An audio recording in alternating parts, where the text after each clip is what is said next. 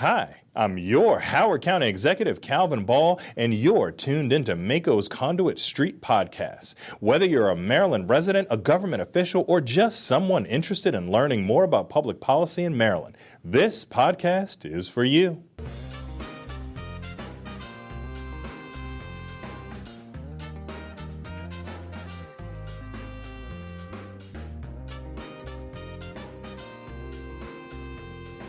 Hello and welcome to the Conduit Street Podcast. Kevin Kinnally here with Michael Sanderson. And today we have a very special guest. We're going to get into taxes. I know it's everyone's favorite topic on the Conduit Street Podcast, but seriously though, we're going to get into some really good and in-depth stuff. Michael, I know you're excited.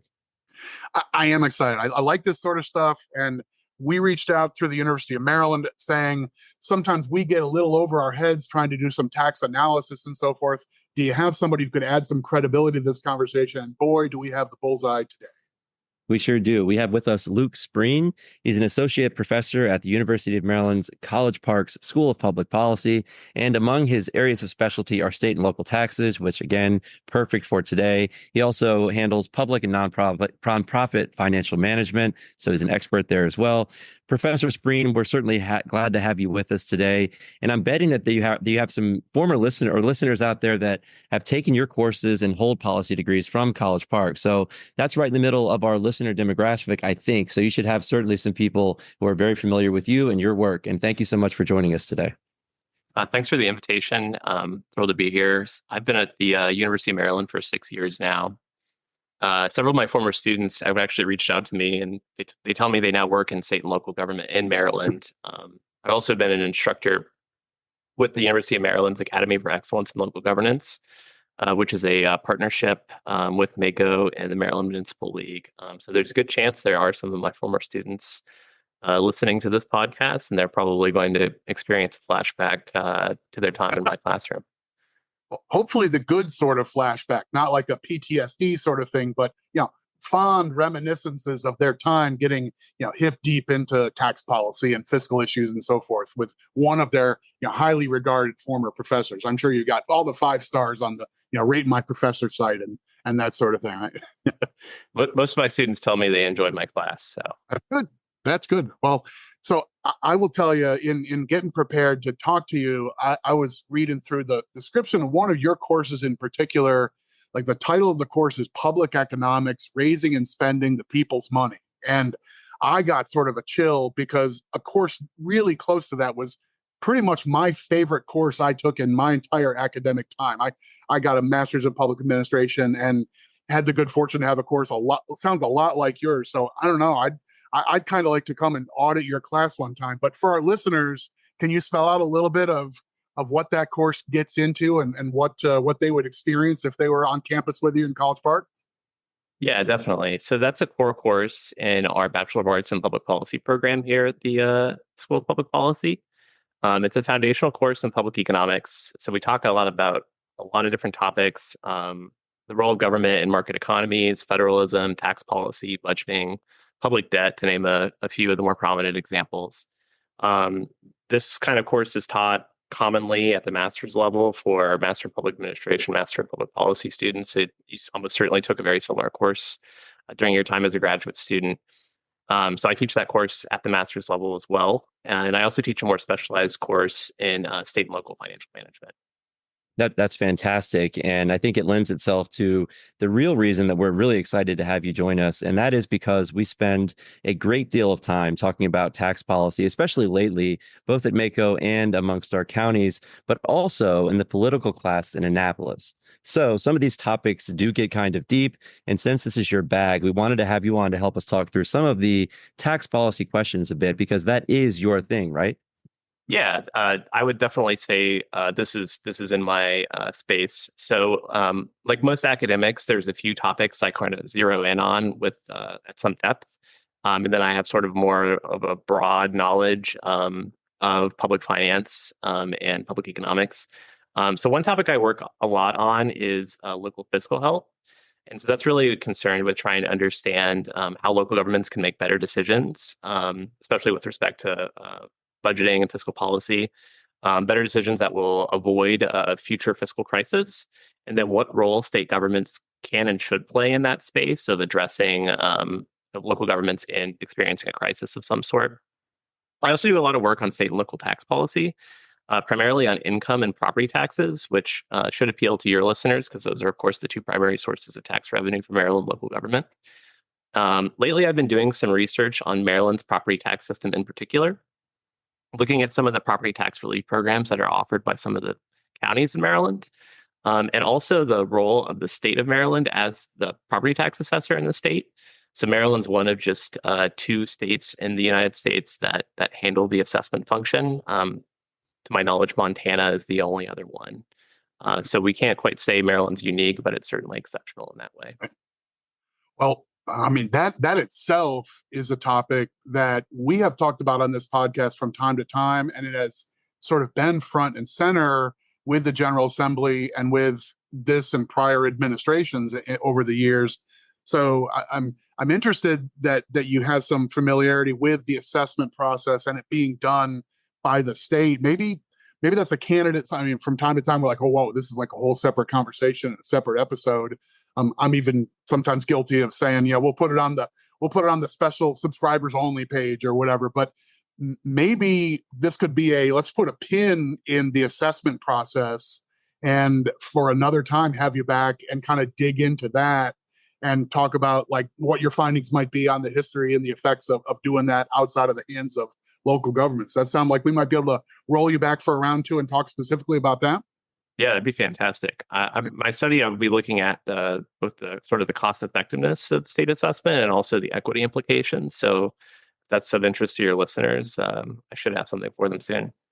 Yeah, I think. Oh yes, that is a for sure, not idle talk. So okay, so the notion that you've dug into property taxes in Maryland, but also generally, and that you think about this tax policy is really a perfect way to set the stage for the conversation that we've been looking to have and wanted to build it around someone who's deep into this. So we're really interested, and I think our partners in the General Assembly are also really interested in tax incidence. So as I try to describe it, that's the general notion of like who bears the burden of the revenues that we collect to operate government. Now, you probably have a more artful way of describing that, and I know it's something that you've looked into. So, can you kind of walk our listeners through maybe the 201 or 301 level of depth on the concept of tax incidence and why it matters when you think about the way you raise revenues?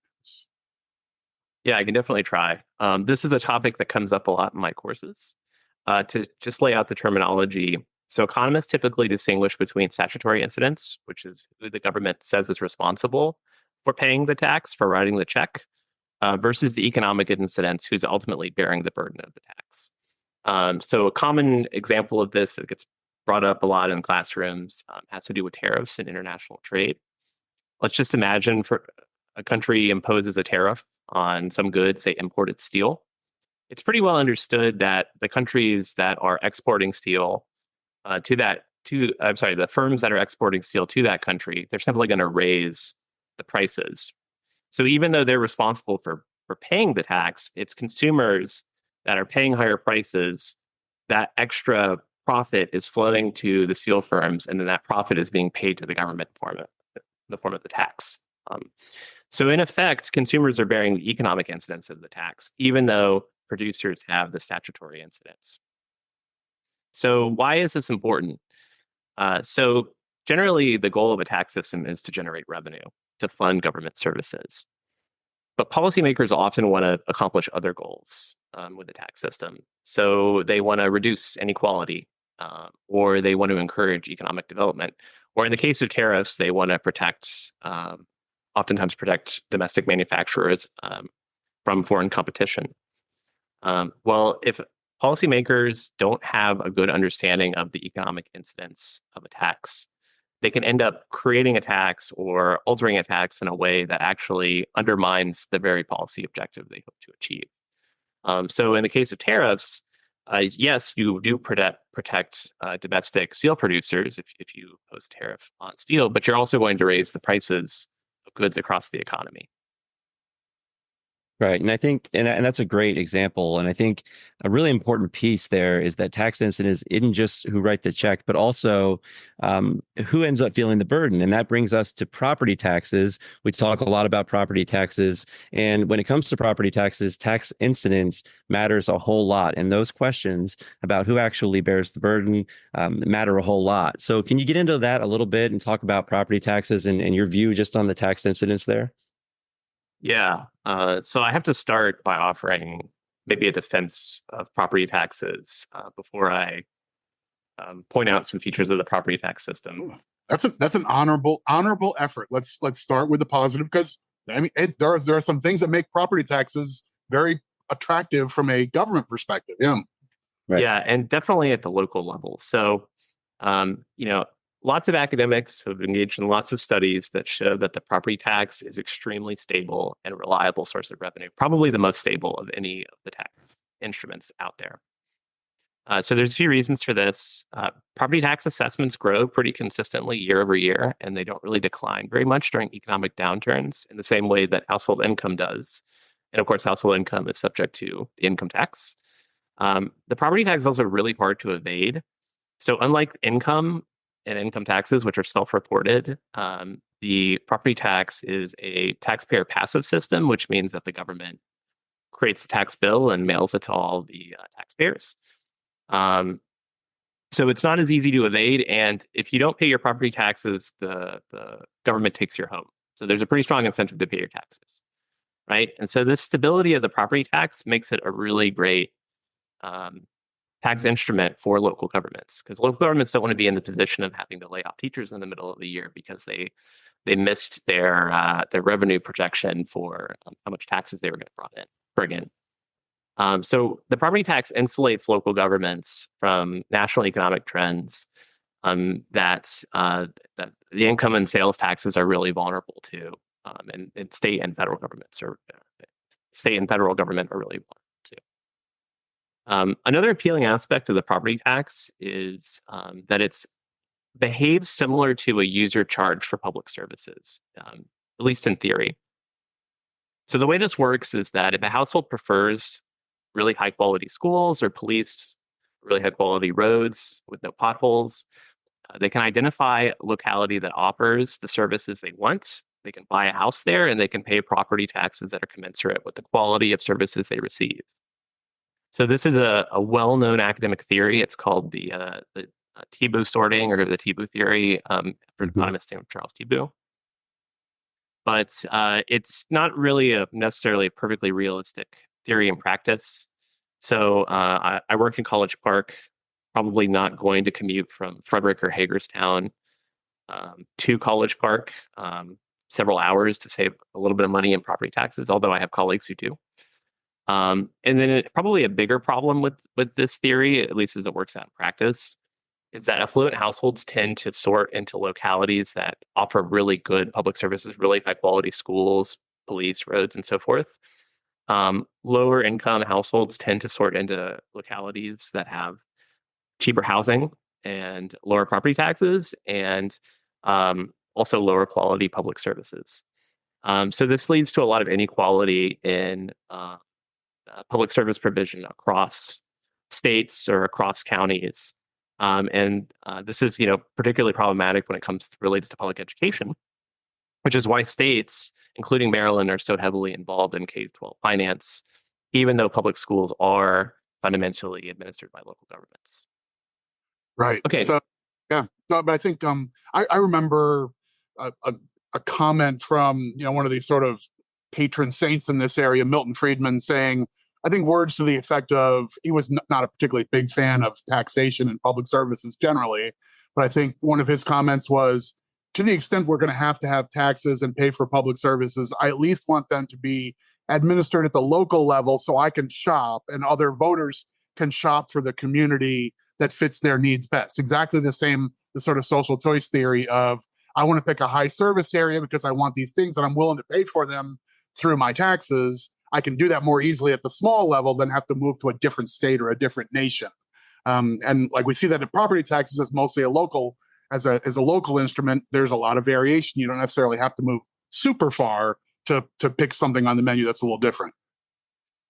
Yeah, this whole theory is that local governments are almost like firms offering a product. And so this gives taxpayers or consumers the ability to choose the product that most matches their preferences, just like Milton Friedman was suggesting by that comment.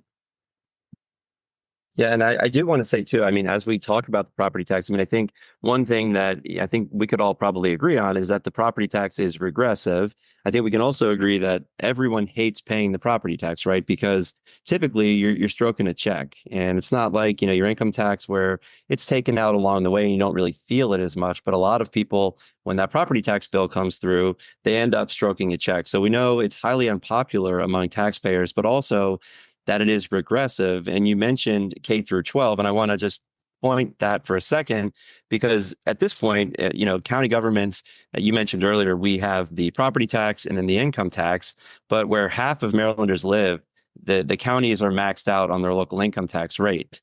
So when we talk about K through 12 education, we know the blueprint is a very ambitious and great ideas within the blueprint if we can make them work. And certainly it's going to, make our system better in the state. But the ironic thing to me is that we have all of these very progressive ideas, and the state is asking counties to rely on a very regressive tax to pay for them. And I kind of want to get your thoughts on that, especially when it comes into, how we view the property tax, how taxpayers look at it. And I think what you said earlier makes a lot of sense in you defending the property tax and so many reasons why it is great. But then you can look at the other side of the curtain and you'll see all the reasons why people hate it and why people think it's unfair and very regressive. But I really want to get your take on this idea of funding very progressive ideas with a regressive tax, and that being the only option on the table for county governments in Maryland, essentially. Yeah, so there are surveys that have been done by academic researchers of people across the United States and of the popularity of various tax instruments. And the property tax often rates as one of the least popular. And I think this has a lot to do with, as you suggested, the way in which the property tax bill is conveyed. It's conveyed as a large bill that you get a notice, in the mail around July saying you owe thousands of dollars in taxes, versus the income tax, which many people interface with the income tax system as they do their income tax return, and oftentimes they get a refund that comes back to them, even though they're paying several thousand in income taxes over the course of the year. So the way that the tax kind of hits people between the property and income tax, it shapes people's perspectives of it. In terms of the regressivity of the property tax definitely has some problems, and it's become, in recent years, academic research has really highlighted these issues. So the first thing to note, and this kind of relates back to your earlier question about the incidence of the property tax. So the first thing to note is that the property tax is statutorily levied on the owner of the property, but responsibility for paying the property tax is on the person. The economic incidence of the tax, in other words, is on the person or persons that reside in the property. So in the case of a homeowner, they get a property tax bill, they live in the property, and the owner pays the bill, and that's that. Though often it's paid from their mortgage escrow account, of course. But in the case of rental properties, the tenant is writing a rent check to the landlord. Part of that rent is, in fact, the property tax, and it's the landlord that has responsibility for paying the tax, even though that tax is essentially baked into the tenant's rent. So often I'll ask my students, who are often young and typically rent, do you pay the property tax? And they kind of look at me funny. They never even give it any thought. And, by the end of the semester, my goal is to convince them that they do, in fact, pay the property tax, to care about it. So this is where it gets interesting, in my view. So homeowners are on average much more affluent than renters. But most of the property tax relief programs in Maryland and just nationally, such as homestead exemptions, there's all sorts of states or localities offer special credits for seniors. These are targeted at homeowners, right? So this reduces the property tax bills of homeowners, but renters, who again aren't typically as affluent as owners, they don't get similar tax relief, even though they're just as responsible for paying the property tax as the homeowners are. and they're consuming the same underlying good, which is housing. Not only that, but if we just kind of back out and look at the federal income tax system, there's some really generous income tax incentives around homeownership. So the mortgage interest deduction's one. The ability to deduct your state and local taxes is another, though, of course, under the 2017 tax law, that was capped at $10,000. Renters, they aren't able to make those same deductions at the federal level. Yeah, there's a few different pieces there. I think my guess is Maryland might be better than the average state in trying to extend some of these breaks to renters. I mean, I know Maryland has a specific renters tax credit program to try and sift through that and say, even though rent is not a stated line item in your monthly rent bill, or taxes are not a stated line item in your monthly rent bill, you're implicitly carrying that cost. And so there is some relief available to renters in Maryland. I know that's not universal. I don't know how unusual we are on that front, but it is like there are, as you said, a number of structured programs to benefit owner-occupied, homeowners, and that's way more robust relief than exists on the renter side. So it definitely has a carryover effect on the sort of equity concerns and incidents. Totally agree there. Yeah, and that's a great example of sort of a means tested, a program that benefits renters and therefore less affluent people. We also have a means tested program, a circuit breaker program called the Maryland Homeowners Property Tax Credit, which essentially limits the property tax bills of low income homeowners. So that's another example of a program that improves the progressivity, that enhances the vertical equity of the property tax system in Maryland. But there are also various exemptions, out there that do benefit homeowners that renters, of course, are ineligible to access.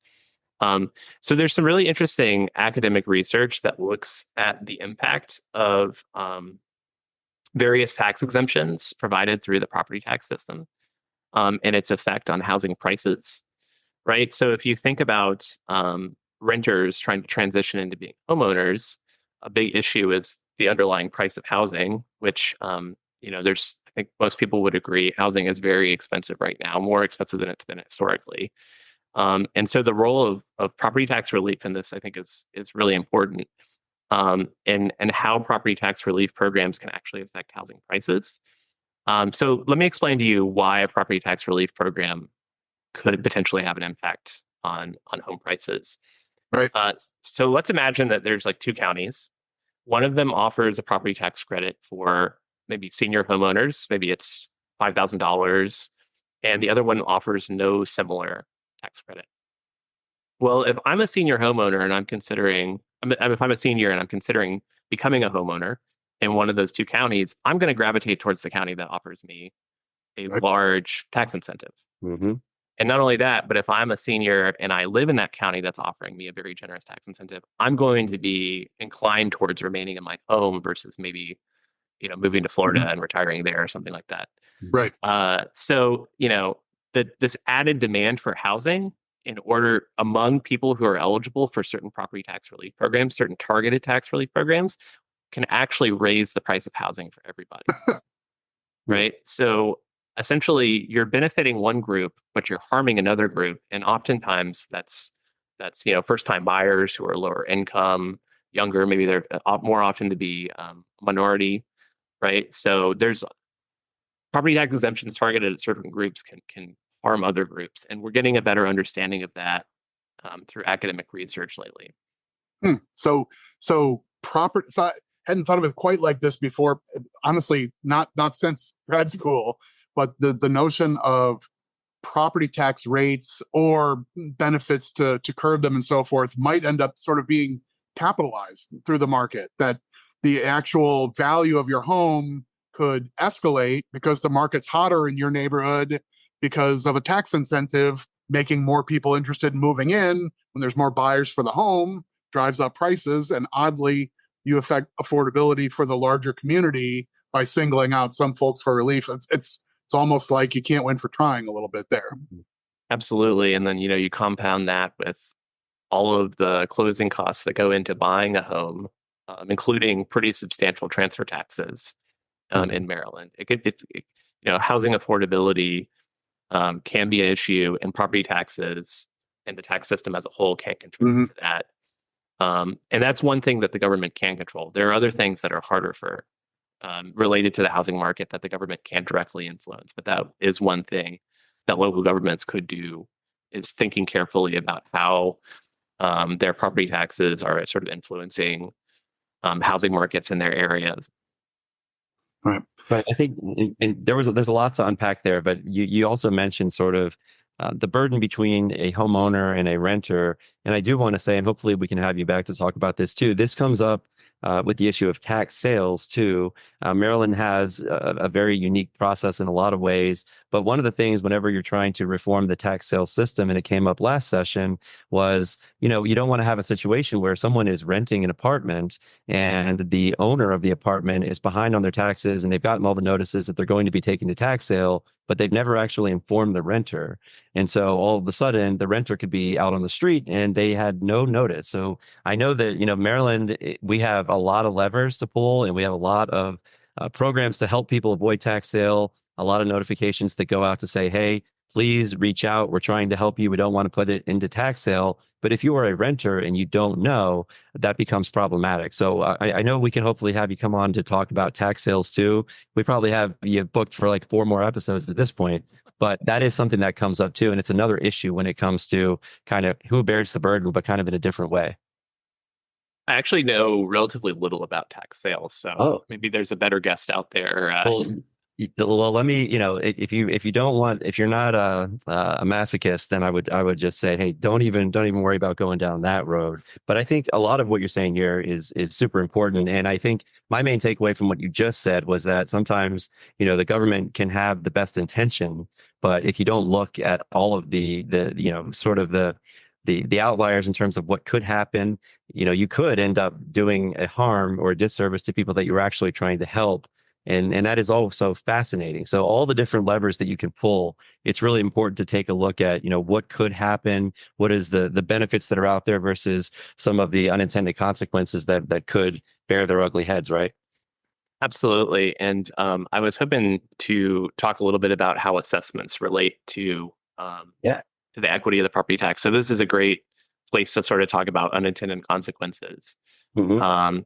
So there's actually been a lot of really interesting research on assessments over the last few years. And I think people have known that assessments play an important part of the equity of the tax, but we've really gotten a better understanding of it thanks to all this really interesting research coming out. So just for any listeners who might be unaware, that really every home has 2 values. So the first is its market value, which is essentially what a home or really any property would sell for in a competitive market today. But separate from that, there's its assessed value, which is what the government says it's worth in a year for tax purposes.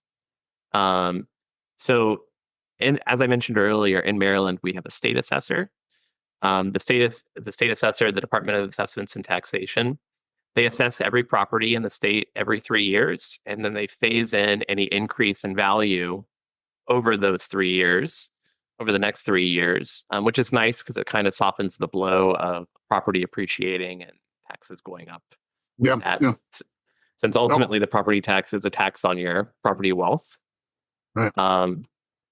So to the credit of DAT, this is really tough. As I mentioned a second ago, every home has this true market value, and ideally, we would like the property tax to reflect a home's market value because that is the homeowner's wealth, essentially, their housing wealth. But it can be really hard to predict how much a house is actually worth. So if a home sold a year ago, the state assessor has a pretty good sense of what it's worth, right? Because they just look at what the price was a year ago when it sold. But what if a home last sold 20 or 30 years ago, right? The state assessor doesn't know really today what it's worth, and it really depends on how well the property owners have kept up with maintenance, if they remodeled the kitchen or the bathroom over those 20 years, or if they just kind of let it fall by the wayside, right? they're not going around knocking on every door, looking around to see what the quality and condition of the property is, right? So at best, they're just sort of estimating what they think the property is worth. So on average, they do a pretty good job, right? But some people's properties are going to be overvalued for tax purposes relative to their market value, and some are going to be undervalued. And some people over time are going to be enjoying pretty significant tax benefits if their property is underassessed.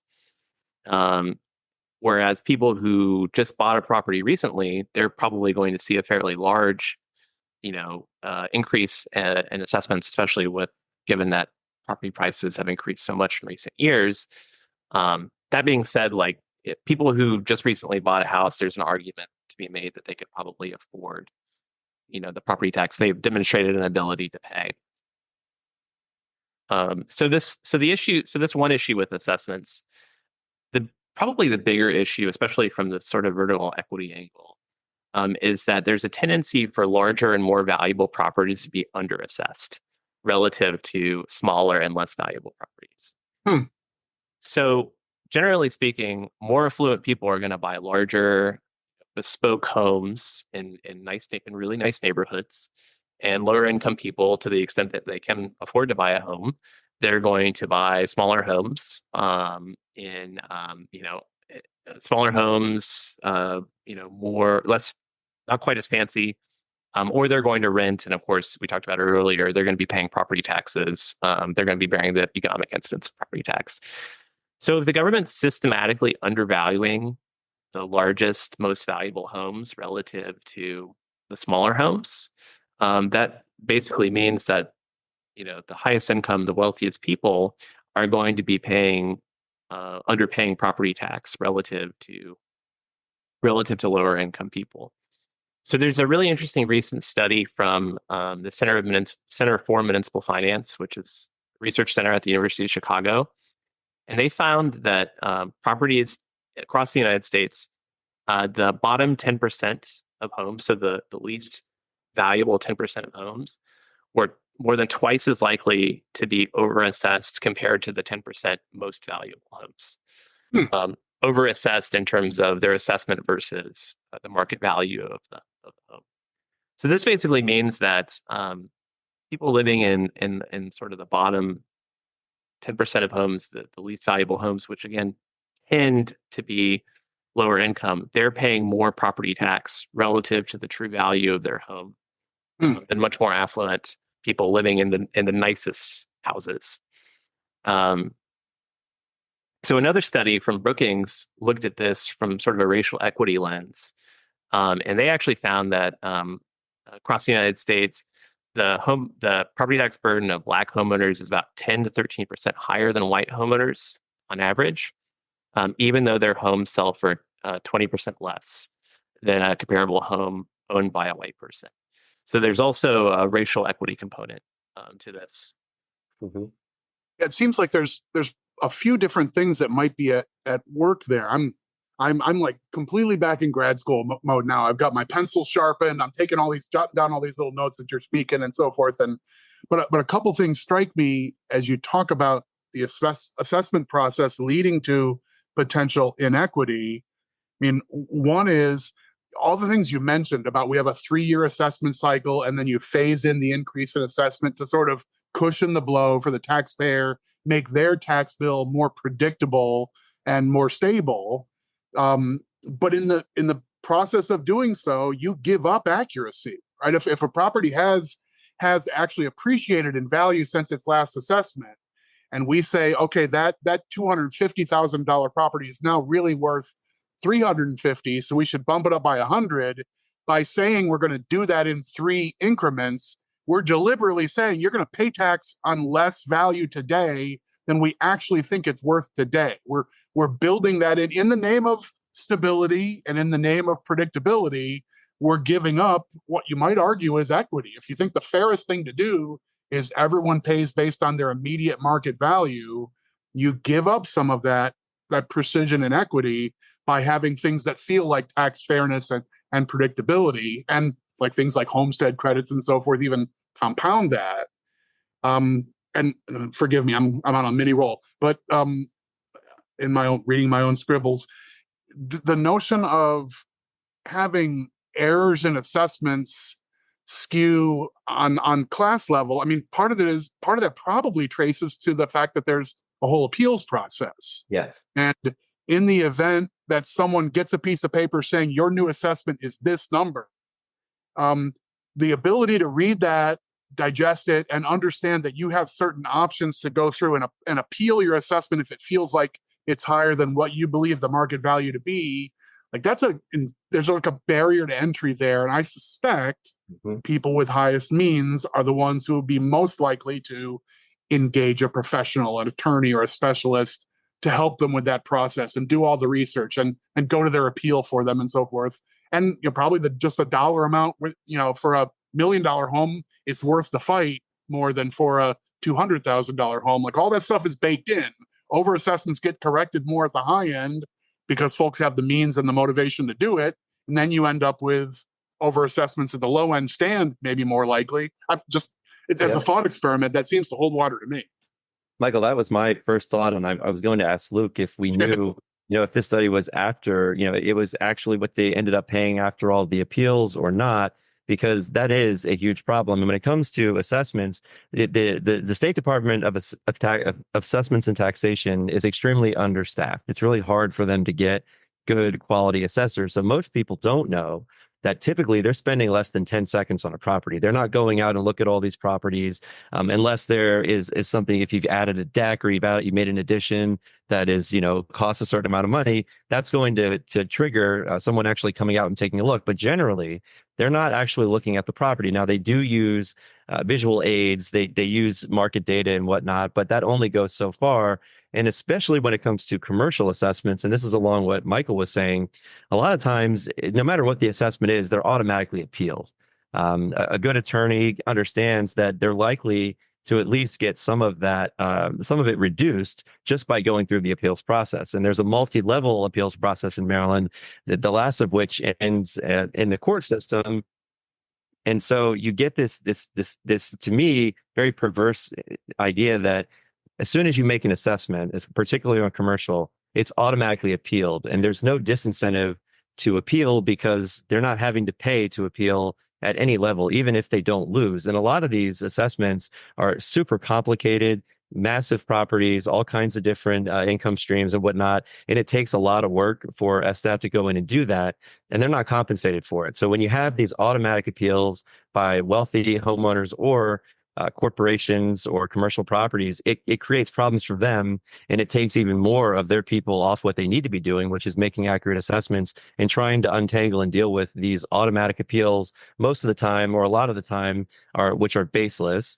But I think that just because SDAT does not have the personnel, a lot of times these appeals do lead to properties, reducing the value, at least in some cases, at least somewhat. And that's just because they're willing to appeal and they know that they can outwit the state. They know that they have more resources in the state. And that's certainly a problem. And I agree that it could lead to some of these, indicators where you have lower value properties maybe being assessed higher versus higher values being assessed lower. That was my first thought too. Yeah, the academic research definitely bears out that idea that the tax appeals process is an important means by which owners of the most valuable properties or businesses can reduce their property tax burdens by appealing and ultimately receiving a reduced assessment. So there's definitely evidence that supports that. You mentioned that the state assessor, they only spend a few minutes or seconds per property. The reality is that assessments are generated through computer models. And so, they're generating assessments for, hundreds, thousands of properties based on essentially the value of properties that sold nearby primarily. And also, the characteristic, how similar a particular property is to another property that's sold nearby, but they have imperfect information, right? So they know the square footage of the property and also of the structure on it and some other characteristics of the property, but you don't know exactly how nice the kitchen is inside, and it can be quite challenging to assess a property, sort of a bespoke 12-room mansion, right? There's not a good point of comparison. So there are real logistical challenges with trying to assess these unusual, very valuable properties versus less valuable properties where there's a lot of points of comparison. So I can see how the policy here around how you raise revenue and spend it in the public sector can be an entire, a whole field of study, and that there's lots of areas for academic research and so forth. But I guess the nutshell version, to try and bring it back down to maybe our non-academic listeners, your assessment, doing the research and so forth, is that property tax, if you try and grade it on this fairness lens or equity lens or with assessment, tends to chart out pretty poorly, mostly because the reasonable takeaway is that taxes on rental properties effectively show up, at least in large part, on the renters in their rent. It's not the building owner who strokes the check who really feels the pain. They share at least a substantial share of that tax on their renters. It shows up as higher rent, and that ends up being a meaningful tax burden on them. So it gets it in the same classification as like the sales tax, where almost every analysis of sales tax suggests lower income folks they spend a higher share of their income each year on consumables and so forth. So sales tax grades out poorly here, and property tax is kind of right there too. Is that a fair nutshell? I would say that we have not yet found the smoking gun that renters bear the full incidence of the property tax. They certainly bear some portion of it. It's not clear whether they bear, the entire property tax bill or 75% of it. It's actually kind of challenging to demonstrate this.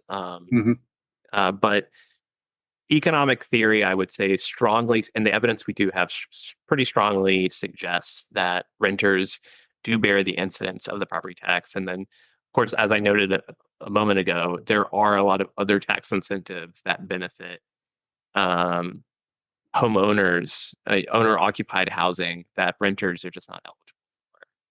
Right. So the sort of sum total, I think, is that right now property tax is probably closer to regressive than proportional or progressive. But that being said, I think there's a pretty robust consensus among academics that property taxes are the best vehicle to finance local governments, especially for that stability piece that I mentioned earlier. Having that stable source of revenue, where a lot of local governments are not going to have these like really healthy rainy day funds that a state government might maintain, where they can shoulder a big unexpected drop in income tax. And of course, the federal government can just seemingly borrow as much money as it ever wants, so it can shoulder a drop in income tax. But local governments, they have to have balanced budgets, right? And so the property tax, really helps in that way. Right. But that being said, you can augment, and Maryland local governments do this. They augment the property tax with other taxes as well, including the income tax. I think that sorry, go ahead. No, I said that's exactly the direction I'm really interested in. Is Maryland uniquely went out of its way some decades ago, I think largely driven by concern over property tax burdens, to say we want our counties, who are, for most Marylanders, the counties deliver their basic local services. We pave the road and we plow the snow and pick up the trash and provide public safety and all that sort of stuff. And we have folks who are in municipalities, they have extra services there and so forth. But at the county level, for Maryland to tell every county you have to have a county income tax, and that's going to be a substantial element of your revenue structure locally, I think it was a deliberate effort to take pressure off property taxes. And I think it's had that effect. And in other states, there are local sales taxes and things that kind of serve a similar purpose. But income tax gives you a tool to be less regressive. But it kind of depends how that's administered, I suppose. Yeah, that's right. Around just over 40 states have a state income tax, but only 15 have a local option income tax. So obviously, Maryland's one of them. Though it's not clear to me that Maryland's income tax, particularly its local income tax, is any more progressive than its property tax, given the flat rate structure at the county level. And that is something I wanted to talk to you about. So one thing that the state has recently done, and this is MAKO's doing, and MAKO really put a lot of pressure on the state to try and make the income tax more progressive. One of the things the state has recently done is to allow counties to adopt a bracketed local income tax rather than just the flat rate that you mentioned. So similar to state and federal income taxes, to do it on a bracket basis. It's very odd that it took this long, and it took a couple of years of MAKO really, and they're saying, hey, we need some help. We need to make this more progressive. But it is now the law. Now there are some downsides to it, but in your mind, I mean, what does that do in terms of, at least the state going in that direction and saying, okay, we will authorize counties to create these brackets. But of course, the main issue there is that we don't have the ability to go above our current cap, right? So if you're a county that's at 3.2% and you want to provide some relief on the low end, you can't do that without losing out on revenue unless you have the ability to go higher with the higher income earners, right? So the idea is to make this revenue neutral and to kind of balance it out. But for counties that are already at 3.2%, which is the maximum rate, and again, half the counties in Maryland and where half the people live are already there. So they are, unless they want to lose tax revenue, which right now, with the state's fiscal picture and all the pressure on counties is very unlikely, they're unable to provide that relief on the low end because they're not able to tax high income earners more. And that is something that is hampering a lot of counties right now. Yeah.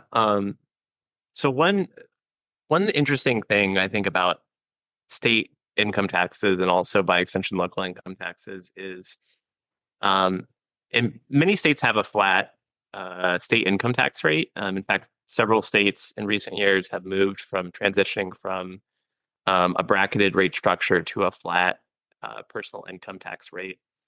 But Maryland's state income tax is not especially progressive. So just throw some numbers at you. At $3,000 of taxable income, a married couple is subject at the state level to a 4.75% marginal tax rate.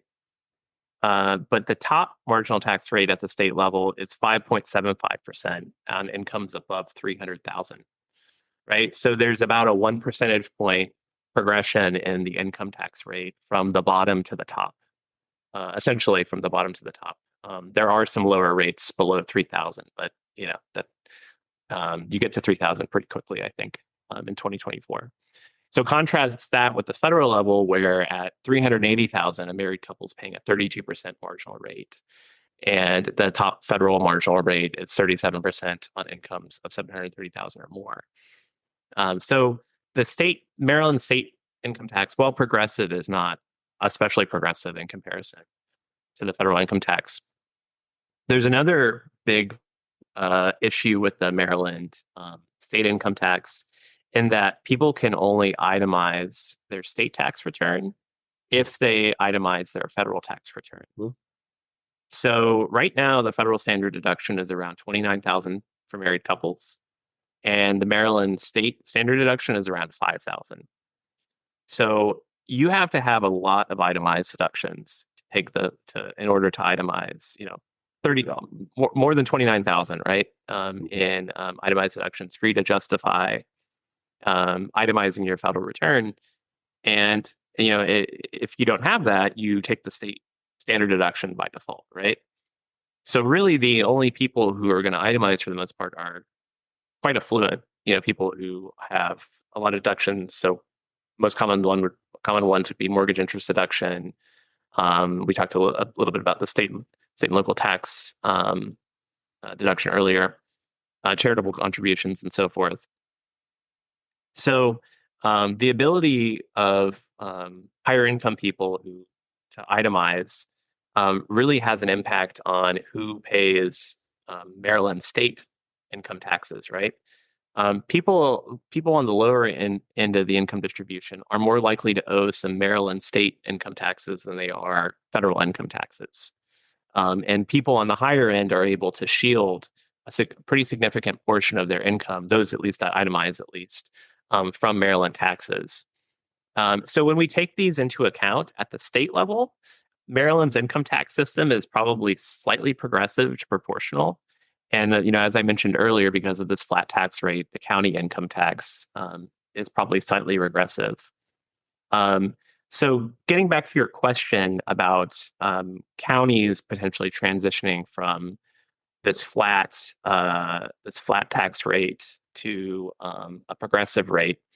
So obviously they can't exceed the state's 3.2% statutory cap.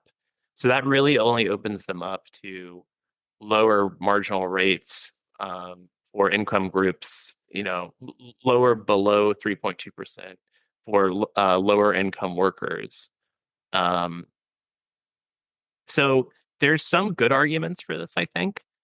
So there's a recent analysis by the Tax Foundation that finds that Maryland's local governments have the highest dependency on the income tax in the United States. So this suggests that our income tax burdens at the local level are pretty high. Though I think you have to balance that by looking at the local tax system in Maryland as a whole. So yes, we have quite high local income taxes, but we're in terms of property taxes, we're about in the middle of the pack. And then, we essentially have no local sales taxes. Our state sales tax rate is pretty low. On the whole, we are a high tax state.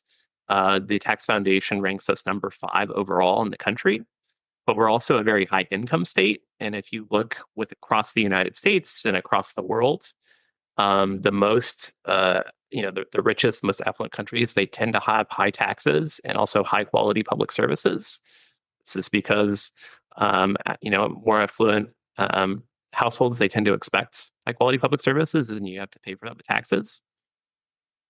So thinking about, this in terms of taxes versus spending perspective, you could definitely enhance vertical equity at the local level by introducing a bracketed rate structure. That provides for some lower marginal rates below 3.2%. But then that raises the question of how is the county going to make the difference? So one option is to raise the property tax, but we've already noted some equity issues there. You could look at other sources of revenue. So charges for services are a pretty significant source of revenue, but charges for services are also progressive. So, given that most existing sources of local public revenue are regressive, you would most likely just trade one regressive tax for other regressive taxes. So another thing you could do is you could forego some income tax revenue at the lower end of the income distribution and cut spending. But the people who benefit from that tax-supported spending are also the beneficiaries of the tax cut. So there could be the case that voters would actually prefer to pay less tax and receive less public services. So this may be a perfectly fine outcome, and we have a political system in order to sort that out. But I do think it would be difficult to square that with the spending commitments that are expected under the blueprint. Right. And that's where, going back to sort of the beginning, and I posed this earlier, that with the blueprint and quite frankly, just every area in county budgets, it's becoming much more expensive, whether it's inflation or just supply chain issues, which hopefully are starting to stabilize. But everything is more expensive. We know the state is in a tough fiscal spot. And a lot of times what happens there is the state says, well, we'll just make the counties pay for more things and we'll just shift some cost onto the counties. And so, like you said, the county doesn't necessarily want to raise property taxes. It doesn't necessarily want to cut services, because if you're trying to, provide some relief on the low end, like you mentioned, cutting those services is probably going to have an impact on the people you are trying to help. So at this point, essentially where we are is that counties are left with the property tax to pay for the blueprint. Again, very progressive ideas with a regressive tax. And there's not anywhere else to go. So it's a problem. And I don't know what the answer is. You can't keep going back and raising property taxes every year, right? That's just not sustainable. But on the other hand, you don't have anywhere to go on the income tax, particularly if you are a 3.2% county. And I think as the blueprint continues to get phased in and these costs continue to creep up, you're really going to see, I think major problems with how counties are going to raise this revenue without, having to raise property taxes and hurting people that can least afford it. So I think we're looking at all sorts of ideas and trying to work with the legislature to come up with a path forward. But at this point, it seems like we're only left with the property tax, and that's it. Yeah, I think with the cap, and many counties are at that statutory cap right now. I think that's exactly right. In lieu of trying to reform the tax rate structure at the county level, I would encourage counties that if they are interested in addressing inequality and doing that through the revenue system, to think about where they could strategically cut something that would really benefit low-income residents. So there might be a user charge for some public service that is primarily used by their low-income residents or members of certain race groups. There might be a property tax preference, and those benefits mostly flow to the most affluent homeowners. So if counties can identify those, they can really do a lot to enhance the vertical equity of their tax system, possibly more so than adjusting marginal rates and possibly at a much lower cost. Now, I will add this isn't really always easy. This requires like a lot of data collection and program evaluation, but that's absolutely necessary to enact good tax policy.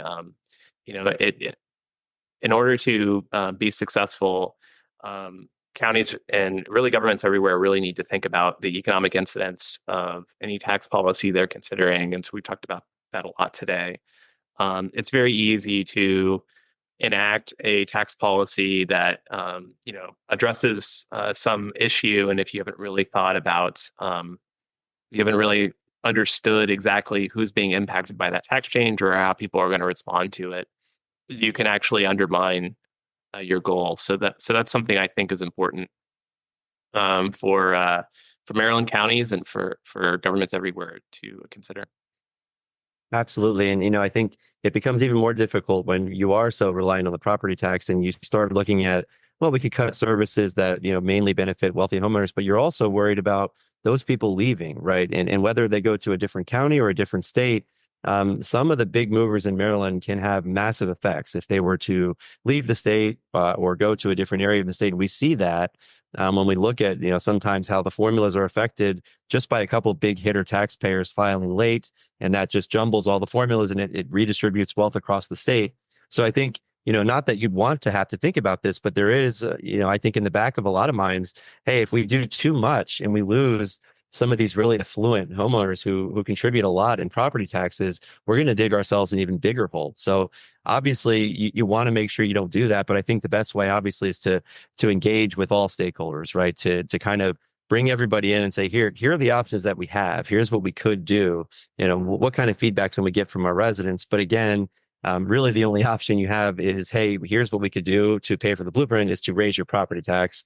And that's it. And I think that's kind of just the underlying problem. And I know I keep going back to it, but we've talked a lot of interesting ideas and potential paths forward today. But really, it just goes back to without more flexibility, it's really, really hard to try and do all of these things because you're just limited in the options that you have and the options that you can present to your community to try and, reduce the tax burden on lower income folks and also raising revenue to pay for the things the state asks counties to pay for. And also, not to throw another wrinkle, but, a lot of the federal money that came in during COVID, counties were able to do a lot of great things and set up a lot of great programs. That money is gone, but your residents still expect you to do those things, right? They like those programs. So now it becomes even more difficult to say, well, the federal money's gone. A lot of people don't understand that, but, we can't keep doing this thing that's really popular because we just don't have the money for it. So you're also dealing with that at the same time. And that's a real problem right now, too.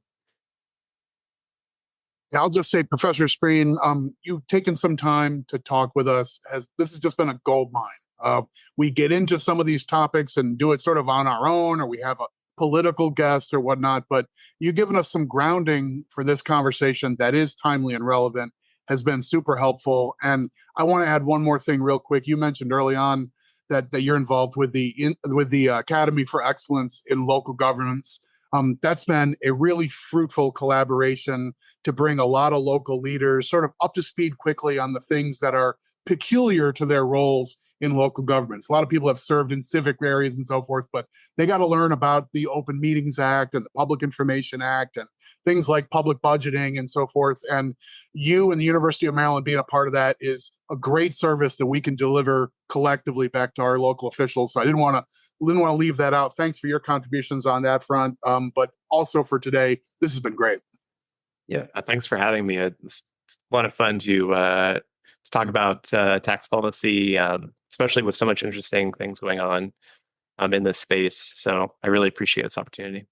Yeah, Professor Spreen, this was great. We really, really appreciate it. I definitely want to have you back on sooner than later. We don't have to talk about tax sales, don't worry, but there are a lot of things that I think we touched on today that could be an entire episode, but I know we do need to leave it there for today. So if you enjoy the podcast, please go ahead and subscribe. That way, all of these episodes will be sent directly to the device of your choice.